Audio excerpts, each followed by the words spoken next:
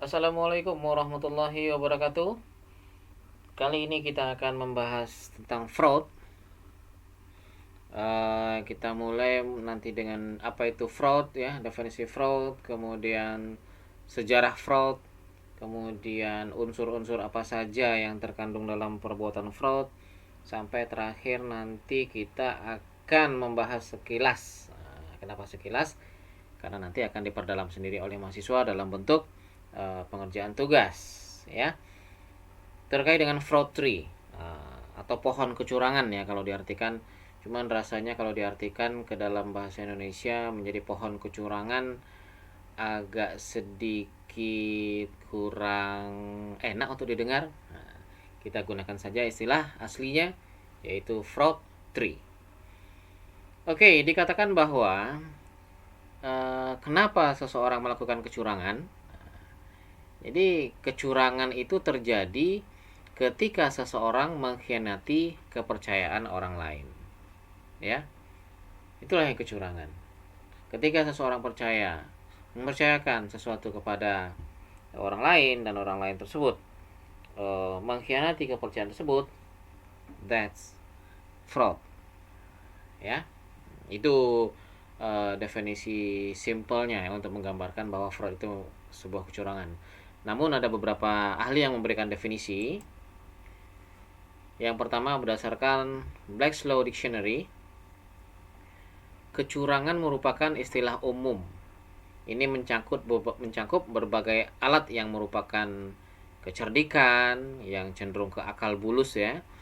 Akal bulus manusia yang dapat direncanakan. Nah, dilakukan oleh individual untuk memperoleh manfaat dari pihak lain dengan penyajian yang palsu. Nah, ada akal bulus, ada palsu. Oke.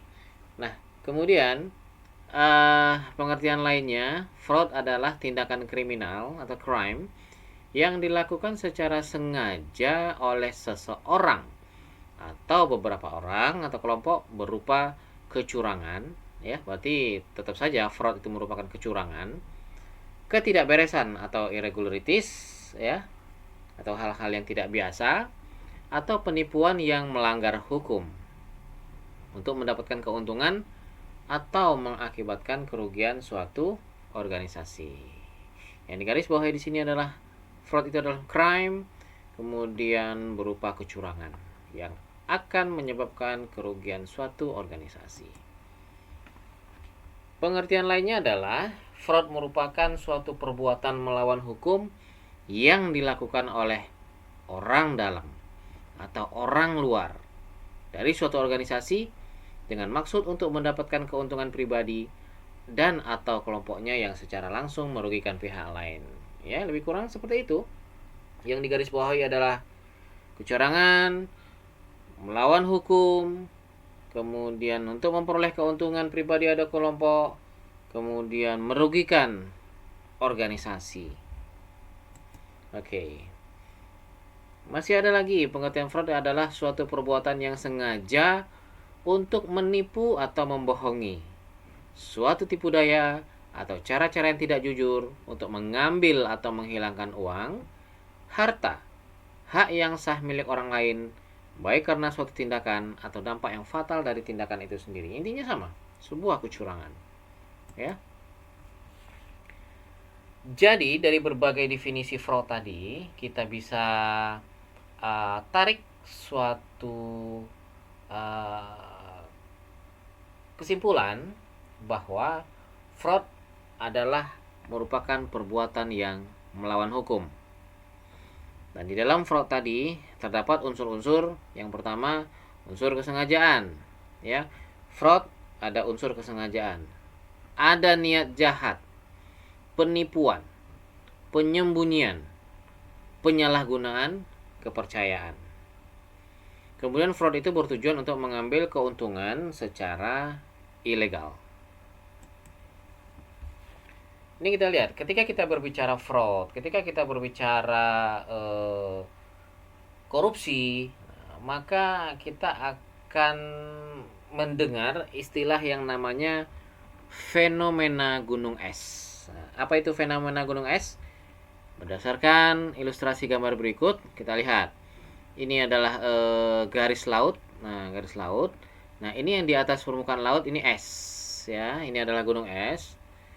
Tapi yang terlihat di atas permukaan laut, es yang terlihat di atas permukaan laut itu tidak sebesar yang ada di bawah permukaan laut.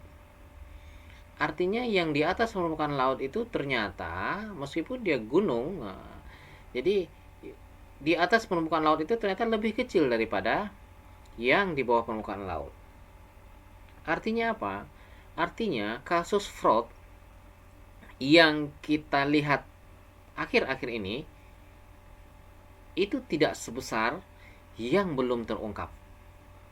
Ya. Yang terungkap itu hanya 20%. Sebetulnya fraud itu jauh lebih besar daripada itu. 80%-nya tidak kelihatan. Jadi yang muncul ke permukaan itu sebetulnya, atau terlihat itu sebetulnya hanya sebagian kecil saja. Hanya 20% saja. Sementara yang tidak terlihat itu adalah 80%. That's what we call fenomena gunung es.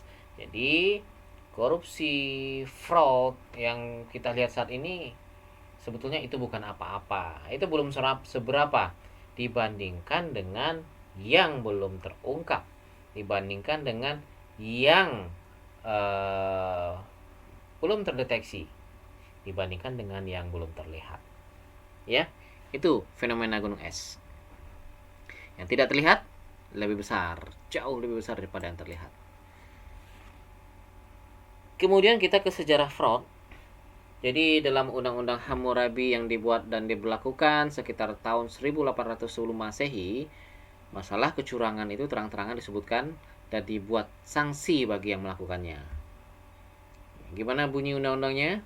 Jadi, jika seseorang pengembala yang telah diberi kepercayaan sejumlah ternak bersalah melakukan kecurangan, seperti pemalsuan jumlah, di misalnya ternaknya 100 dibilang 80, 90 dan seterusnya, atau menjualnya untuk sejumlah uang, maka ia akan dihukum dan membayar kerugian kepada pemilik ternak sebesar 10 kali harga hewan ternak.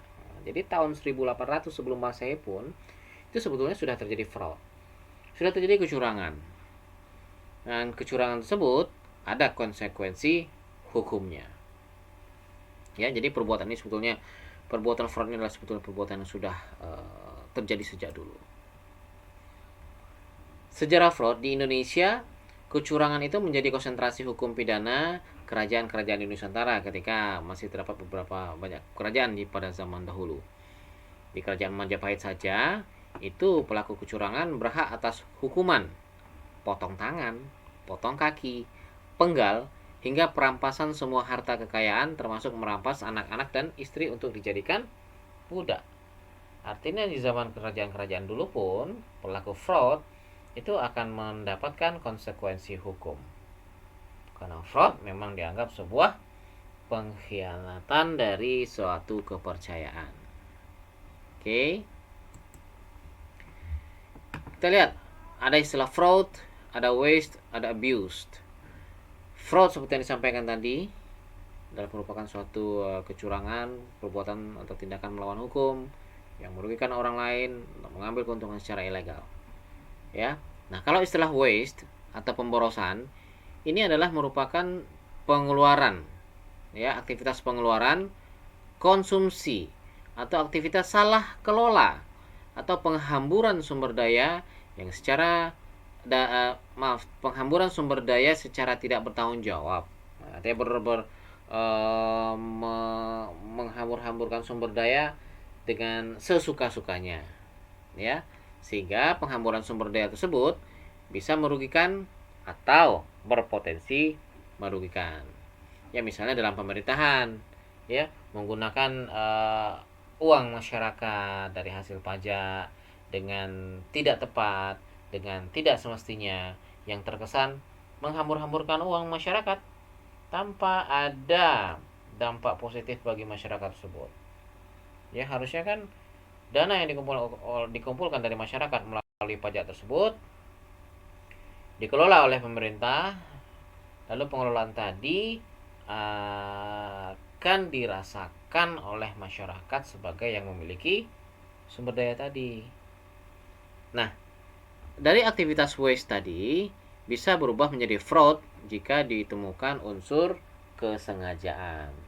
Jadi salah pengelolaan ini bisa ada unsur kesengajaan, bisa karena ada unsur ketidaktahuan atau memang tidak ada unsur kesengajaan, ya. Kemudian abuse atau penyalahgunaan. Nah, unsur abuse itu adalah penggunaan sumber daya secara berlebihan atau tidak patut. Nah, aktivitas ini menimbulkan penyalahgunaan kedudukan atau wewenang, ya. Ada mengatakan bahwa abuse adalah merupakan penyalahgunaan. Abuse of power adalah penyalahgunaan kekuasaan. Jadi mentang-mentang dia berkuasa, mentang dia memiliki kekuasaan untuk membuat keputusan pengelolaan sumber daya, maka dia bisa seenaknya saja membuat kebijakan penggunaan sumber daya, namun kebijakan tadi tidak berpihak kepada masyarakat sebagai pemilik sumber daya. Dia hanya mementingkan keperluan pribadi dan kepentingan pribadi dan kelompok. Ya. Oke. Abuse sebetulnya tidak serta-merta sih mengarah pada tuduhan fraud, meskipun tuduhan tersebut bisa saja terjadi. Artinya meskipun penyalahgunaan, contoh penyalahgunaan kekuasaan itu tidak serta-merta mengarah kepada tuduhan fraud, tapi arah ketuduhan fraud tersebut sangat mungkin terjadi. Oke. Nah, terkait dengan fraud, ada pertanyaan, mengapa karyawan mampu berbohong dan mencuri dalam pekerjaan? Artinya fraud ini kan dilakukan oleh karyawan. Fraud ini dilakukan oleh pihak-pihak internal perusahaan karena mereka memiliki akses terhadap sesuatu atau objek yang akan digelapkan. Nah, pertanyaannya adalah kok karyawan itu mau dia melakukan fraud. Nah, apa alasan si karyawan melakukan fraud? Ya. Nah, dari berbagai pendapat atau pengalaman dari kriminolog, psikolog, sosiolog, manajer resiko, auditor, dan polisi. Nah, beberapa alasan yang paling banyak ditemukan pada kejahatan kerah putih atau white collar crime. Apa itu kejahatan kerah putih? Kejahatan kerah putih itu adalah kejahatan yang dilakukan oleh orang-orang yang memiliki jabatan atau kekuasaan tertentu. Kenapa dikatakan kerah putih ya? Ya, pada umumnya yang standar itu orang memakai pakaian orang yang berdasi, orang-orang pejabat ya yang memegang kekuasaan, yang memiliki jabatan, itu kan menggunakan jas yang di dalamnya ada pakaian, ada kemeja yang berkerah putih. Nah, jadi karena itu adalah merupakan pakaian yang umum untuk pejabat menggunakan pakaian yang berkerah putih, maka ketika pejabat itu melakukan kecurangan, ketika pejabat itu melakukan kejahatan, maka disebut dengan kejahatan kerah putih atau kejahatan yang dilakukan oleh para pejabat. Ya, bukan kejahatan yang dilakukan oleh misalnya pencuri motor, pencuri ayam, dan seterusnya. Oke. Nah, kenapa karyawan mampu berbohong dan mencuri dalam pekerjaan? Yang pertama, karena karyawan percaya bahwa dia dapat meloloskan diri. Nah, pede dia. Setelah dia melakukan kejahatan, dia bisa meloloskan diri. Nah, itu alasan pertama. Yang kedua, kenapa karyawan mampu berbohong dan melakukan tindakan fraud atau mencuri dalam pekerjaannya? Karena karyawan itu berpikir bahwa dia sungguh-sungguh membutuhkan atau menginginkan uang atau objek yang akan dicuri. Ini kondisi artinya ketika si karyawan tadi memang betul-betul membutuhkan objek yang akan dicuri. Anggaplah misalnya dia memang betul-betul membutuhkan uang untuk berobat misalnya. dan pada kondisi itu dia tidak memiliki uang yang cukup untuk berobat, maka itu merupakan dorongan bagi orang tersebut atau bagi karyawan tersebut untuk melakukan kecurangan atau fraud. Kemudian apa lagi? Berikutnya adalah karyawan merasa tidak puas atau frustasi tentang beberapa aspek pekerjaannya. Ya, dia tidak puas dengan apa yang dilakukannya, mungkin bisa jadi pekerjaannya memiliki tingkat kesulitan yang cukup tinggi, namun reward yang diperoleh mungkin tidak seimbang dengan apa yang diperolehnya, apa yang dikerjakannya. Ya. Kemudian karyawan merasa tidak puas atau frustasi tentang beberapa aspek kehidupannya yang tidak terkait dengan pekerjaannya. Ya, karyawan tersebut stres, tapi tidak ada terkait dengan pekerjaannya. Misalnya ada dorongan dari keluarga, ada dorongan dari pasangan hidup. Misalnya pasangan hidupnya ingin memiliki barang-barang yang mewah untuk pergaulan, dan pada kondisi saat itu yang bersangkutan belum mampu sebetulnya untuk memenuhi keinginan tersebut. Lama-lama ditanya terus, akhirnya terdoronglah dia untuk melakukan tindakan kecurangan dalam perusahaan. Misalnya istrinya minta gelang emas 2 kilo misalnya. Nah, pada kondisi tersebut dia belum mampu untuk membelikan gelang emas seberat 2 kilo. Nah, karena ditanya terus, akhirnya tergodalah dan terdorong untuk melakukan tindakan fraud agar bisa membeli gelang emas 2 kilo tadi. Kemudian apalagi yang mendorong karyawan melakukan fraud? Karena karyawan tersebut merasa disalahgunakan oleh pemilik dan ingin balas dendam. Artinya apa? Artinya karyawan tadi merasa dimanfaatkan oleh si pemilik. Kenapa dia merasa dimanfaatkan? Karena dia diminta untuk bekerja keras, namun kompensasinya atau gajinya tidak sesuai dengan apa yang sudah dilakukannya. Ya, hampir sama seperti yang tadi. Nah, ketika dia merasa disalahgunakan, ketika dia merasa dimanfaatkan oleh pemilik, dia ingin melakukan balas dendam, maka dia terdorong untuk melakukan fraud. Lalu kemudian karyawan gagal mempertimbangkan konsekuensi bila tertangkap. Artinya begini, artinya si karyawan tersebut yang melakukan fraud, terdorong melakukan fraud, dia nggak mikir kalau seandainya kalau ketahuan bakal ketangkap. Dia nggak mikir, yang penting lakukan aja fraud dulu. Karena dia tidak memikirkan konsekuensinya jika tertangkap. Kalau tertangkap kira-kira gimana? Akan dipenjara kah? Akan ditegur saja kah? Atau akan dihukum mati kah? Nah, dia gagal untuk mempertimbangkan itu. Yang penting lakukan saja, lalu nanti ditangkap, lalu terserah. Ya, seperti itu kira-kira. Terus kemudian ada rasionalisasi namanya. Orang lain mencuri, kenapa saya tidak? Ya, jadi ketika dia melakukan fraud, dia ada dorongan untuk melakukan fraud tersebut karena adanya rasionalisasi.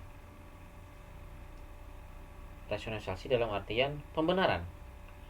Mungkin dalam hatinya akan bergumam, wah, orang lain aja mencuri, kenapa saya tidak? That's what we call rationalization. Atau rasionalisasinya adalah mencuri sedikit nggak akan merugikan perusahaan. Nah, mungkin perusahaannya ini besar misalnya. Perusahaannya besar, omsetnya puluhan miliar, dan dia kira-kira paling ngambil 10 juta, 20 juta nggak bakal terasa sama perusahaan. Paling ngambil 100 juta nggak bakal merugikan perusahaan. Nah, jadi itulah rasionalisasinya. Mencuri sedikit nggak akan merugikan perusahaan. Nah, itulah yang menjadikan salah satu dorongan untuk melakukan fraud atau berbohong dan mencuri dalam pekerjaan. Lalu apa lagi?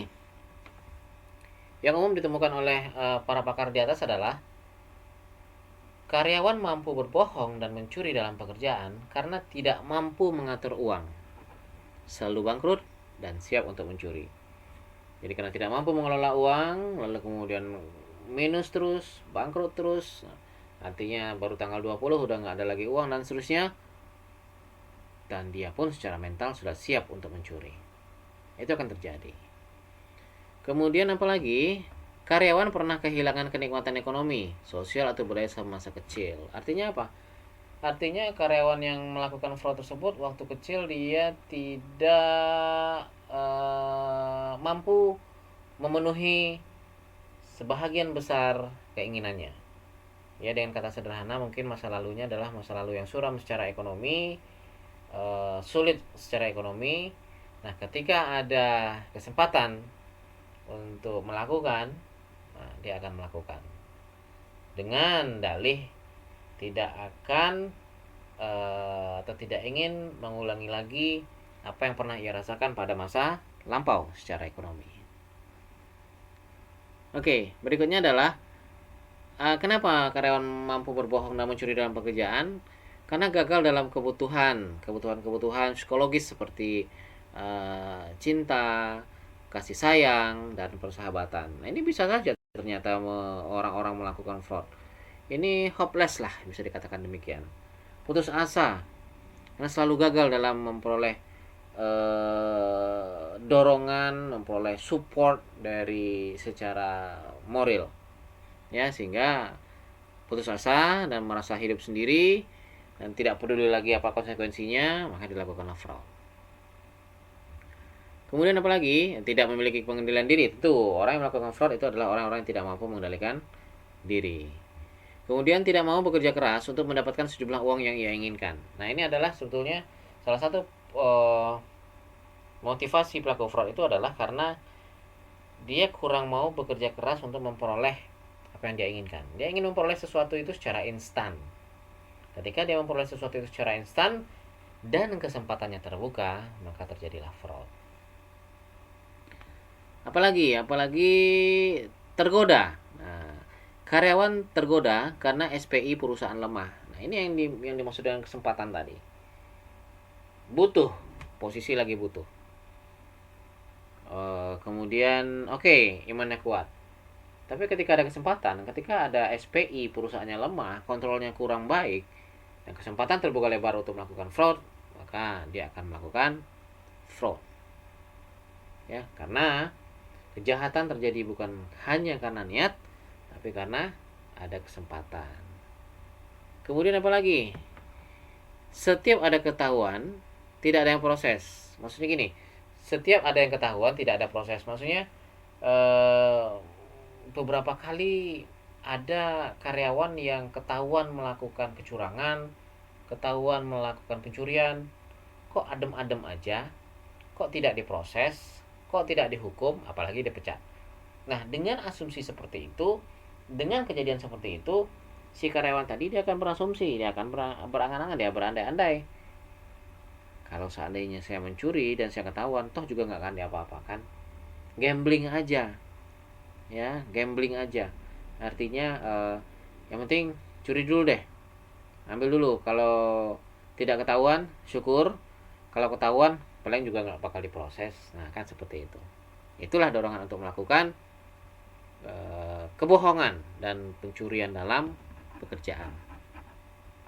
Apalagi berikutnya adalah biasanya penangkapan karena tidak sengaja, bukan karena diaudit. Nah, ini artinya adalah orang-orang yang ketahuan melakukan fraud di organisasi tersebut itu biasanya karena ketahuan karena nggak sengaja aja, gitu. Bukan karena diaudit. Artinya apa? Artinya perusahaan tersebut memang jarang diaudit. Jadi ya, kalau ketahuannya hanya kebetulan, berarti ya seperti prinsip yang barusan. Kalau tidak ketahuan syukur, kalau ketahuan ya sudahlah, dijalani saja. Karena selama ini memang yang ketahuan itu ketahuan secara tidak sengaja, bukan karena diaudit. Oke. Nah ini yang parah ini. Mencontoh dari atasan. Apa maksudnya? Ketika atasannya melakukan fraud, ketika atasannya melakukan pencurian, dia akan berasumsi atasan dia saja melakukan pencurian, kenapa dia tidak? Itu rasionalisasi lagi. Ya, orang melakukan, kenapa dia tidak? Loh, atasan saya aja melakukan kejahatan, atasan saya aja korupsi, kenapa saya tidak? Kan yang negur saya atasan tidak akan menegur saya kemungkinan kalau saya korupsi, toh dia sendiri juga korupsi. Nah, begitulah kira-kira. Oke. Sekarang kita masuk ke salah satu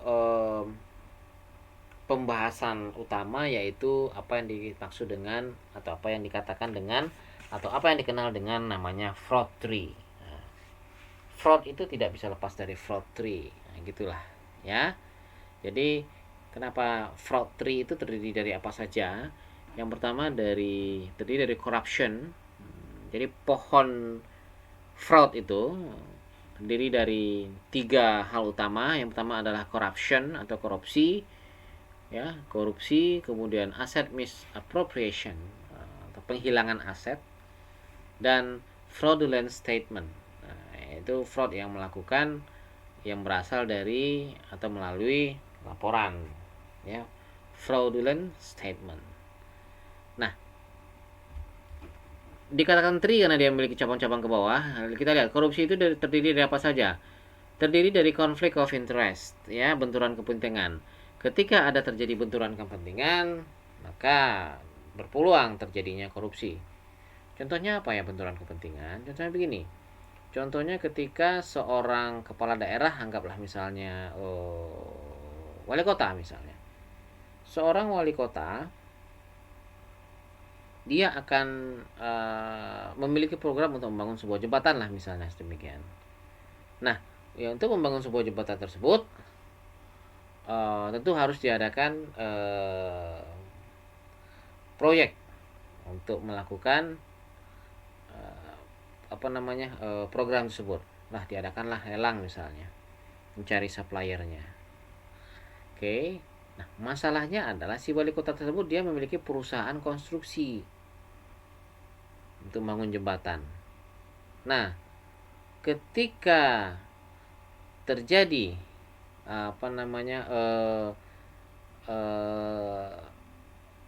conflict of interest, benturan kepentingan. Contohnya apa ya?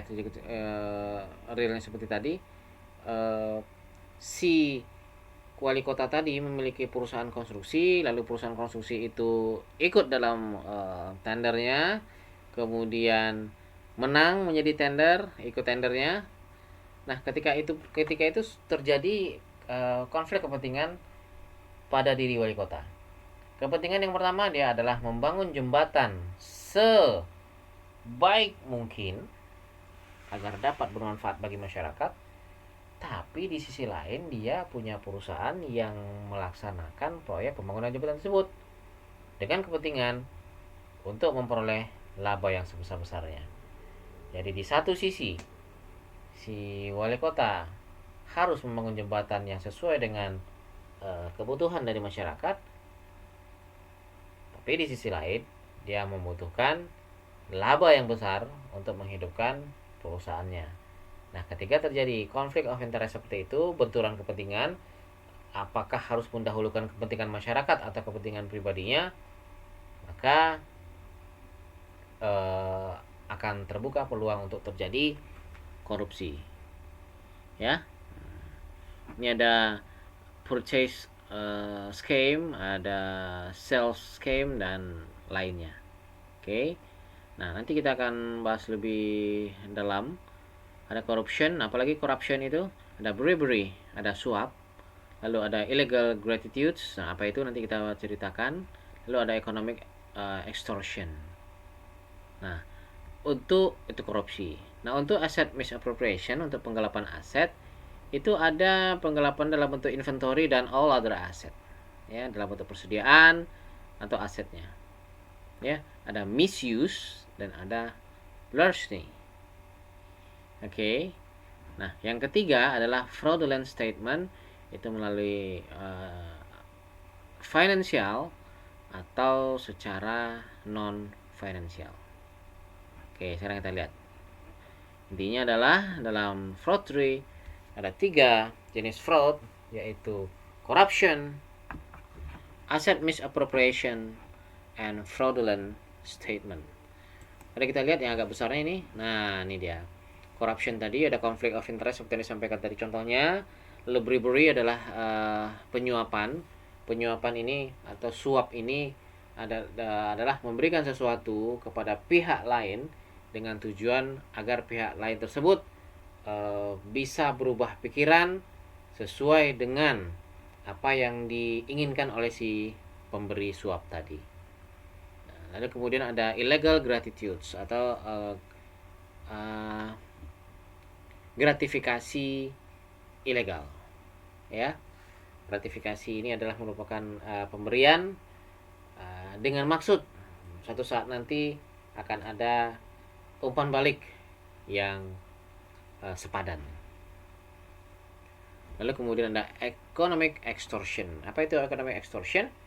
Economic extortion itu adalah pemaksaan yang dilakukan oleh individu ataupun kelompok untuk mendapatkan sesuatu yang berharga. Ya, oke. Kemudian asset misappropriation ini seperti tadi dibilang dan adalah merupakan penghilangan, ya, aset. Bisa dalam bentuk penghilangan kas, ya kan, bisa dalam bentuk penghilangan inventory and other asset. Nah, penghilangan kas itu caranya gimana? Bisa melalui skimming, bisa melalui larceny.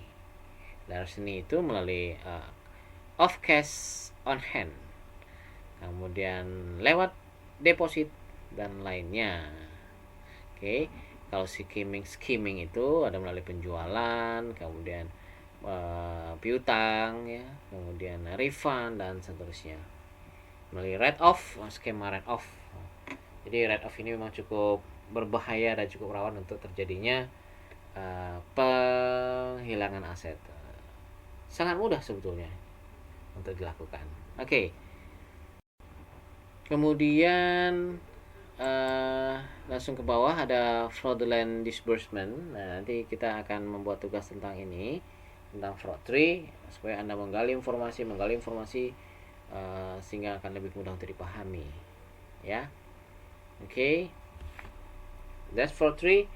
Nanti kita akan bahas mendalam dalam sesi diskusi untuk fraud tree, dan tentu saja nantinya kita akan membahas yang namanya fraud triangle atau segitiga fraud, yang akan membahas kira-kira apa saja faktor, dalam hal ini tiga faktor yang mendorong orang melakukan fraud.